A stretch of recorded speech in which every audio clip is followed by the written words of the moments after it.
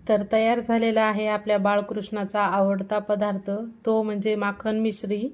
तर नमस्कार, मी महिमाज रेसिपीमध्ये तुमचं अगदी मनापासून स्वागत आहे। तर आज आपण रेसिपी बनवणार आहोत ती म्हणजे माखन मिश्री। तर इथे एका मोठ्या भांड्यामध्ये मी 2 चमचे गाईचं साजूक तूप घेतलेलं आहे।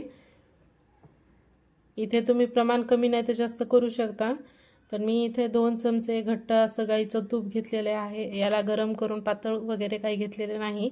आता यामध्ये 5 ते 6 आईस क्यूबचे तुकडे टाकून घ्यायचे आहेत। तर इथे बघा मी 7 ते 8 टाकलेले असतील। आता आपल्याला याला फेटून घ्यायचं आहे। तुम्ही बघू शकता 2 ते 3 सेकंदामध्ये लगेच हे गोठल्यासारखं दिसतं। तर आपल्याला याला पूर्ण लोण्यासारखं टेक्स्चर होईपर्यंत याला फेटून घ्यायचं आहे। तर इथे बघा तुम्ही बघू शकता लगेच बारीक गोठलेलं आहे। आता आपण याला 3 ते 4 सेकंद आणखीन याला फेटून घेणार आहोत। तर इथे बघा छान फेटून झालेलं आहे। आता हे आईस क्यूबचे तुकडे आणि पाणी आलेलं आहे, तर ते आपण सर्वात पहिल्यांदा बाहेर बाजूला काढून घेणार आहोत। आणि हे गोठलेलं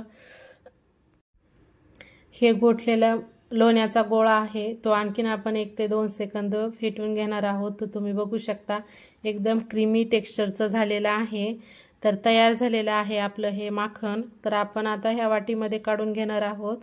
तर तुम्ही बघू शकता की किती झटपट अशा प्रकारे बनवून तयार होतं। तर ह्या जन्माष्टमीला तुम्ही ही अशाच प्रकारे माखन मिश्री तयार करून श्रीकृष्णाला नैवेद्य दाखवू शकता।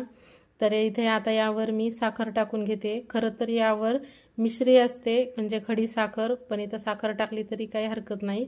आता यावर केसरचं दूध। तर तयार झालेला आहे आपला नैवेद्य।